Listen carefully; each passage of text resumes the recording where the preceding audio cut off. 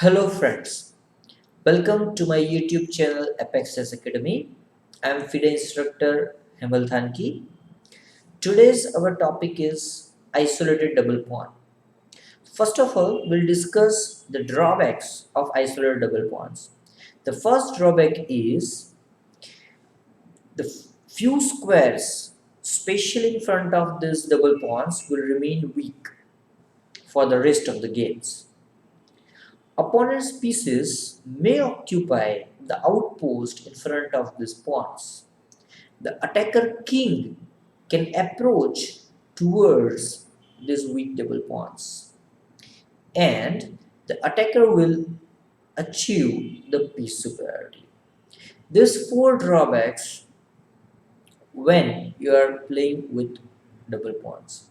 Now let's discuss what to do when you are playing as an attacker.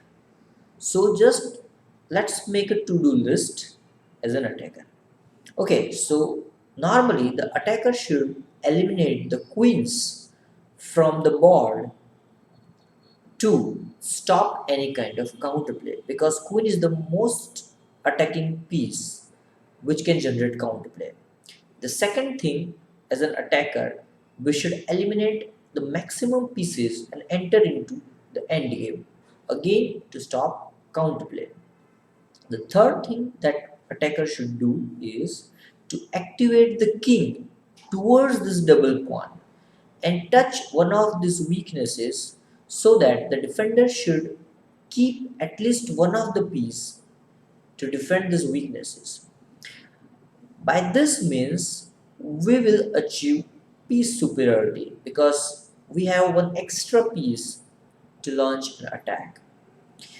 One more thing that we can do is we should achieve an outpost with our knight or maybe any other piece. So in this case, especially we'll achieve outpost on c5 in front of these weaknesses.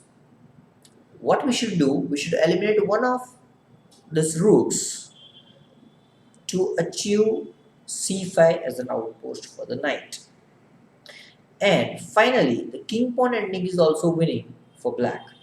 So these are the topics that we should remember in our mind. This is so-called to-do list as an attacker. So now let's try to achieve these things in this example. This is the example I took from 55th National Challenger held in Ahmedabad. Two prominent Indian talent are playing this game. White is Nitin and black is Swapnil Dopade. Let's check it as black. Okay, and in my previous video I told you that initial position will speak for the blind players. So let's speak the initial position. White king g1, rook a1, rook e5, bishop b3, pawns g3, g2, f2, c2, c3, a2. Black's position, king g8, rook f8, rook a8, knight h7, pawns h6, g7, f7, c6, b7, a7. And now this is black to play. If you want to think for this position, you can pause the video and think for a while. Let's discuss the solution. Here, black should eliminate one pair of rooks to limited white's counterplay. So here, which rooks to put on e8? So remember one thing, we have to improve our king. So we should put our f rook on e8 so that in future we can control the e7 square with our king. So here the first move should be rook f e8. And now our idea is to maneuver our knight from f8 to d7 to c5 to occupy one of the weak square in front of these pawns. This is what we have just told in basic ideas in to-do list as attacker. So here we are eliminating one of the rook. So after rook a e8, of course black is happy to trade one of the rooks. So after rook f e8, rook a e1, rook takes e5, rook takes e5, and now king to f8, because we are controlling the e7 square for opponent's rook.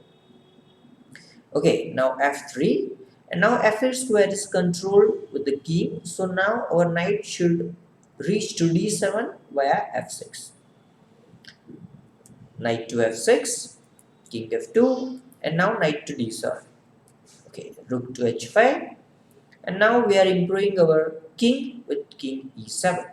Okay, here we may play e8, rook to e8, but here it's early to decide about the rook, because rook may go to d8, e8, or maybe sometimes rook is better placed on a8, so that we can play a5, a4 as well.